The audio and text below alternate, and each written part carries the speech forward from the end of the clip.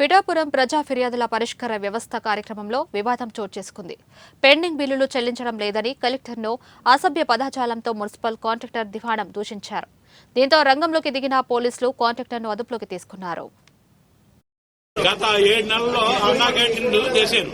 జిల్లాలో గొల్లపురం, పిఠాపురం ఏరియాస్లో తునేది.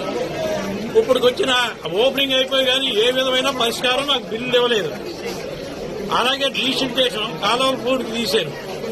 అవి కూడా ఇప్పుడు వచ్చి 40 లక్షలు బిల్లు ఇవ్వలేదు. నేను అడుగుతుంటే రేపు మాపు అంటున్నాడు ఈ కమిషనర్. నా వర్క్ ఇంకా పూర్తి అయిపోయింది. ఇతను నా మెషిన్ మీద ఇంకోటికి ఇచ్చేసి 50,000 రూపాయలు చొప్పున ఆ దగ్గర లంచాలు తినేసి నేను 30% లెస్ చేశానండి వర్క్. నామినేషన్ మీద ఇచ్చేస్తున్నాడు 50,000 చొప్పున ఎడగొడేసి ఇచ్చేసి వాళ్ళ దగ్గర ఈయన కుమ్మక్కైపోయి మొత్తం A to Z 40 లక్షల బిల్స్ ఇప్పుడు చేసుకున్నాడు ఇతను ఈ కమిషనర్.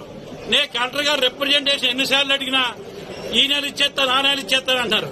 ఇప్పుడు 18 ఇస్తానంటున్నారు. మళ్ళీ అది దిక్కున్న వాడితో చెప్పుకుంటున్నారు కలెక్టర్ గారు. అలాగే కమిషనర్ కౌన్సిల్ అబ్జెక్షన్ పెట్టారంటున్నారు. కౌన్సిల్లో 5% ఇస్తేనే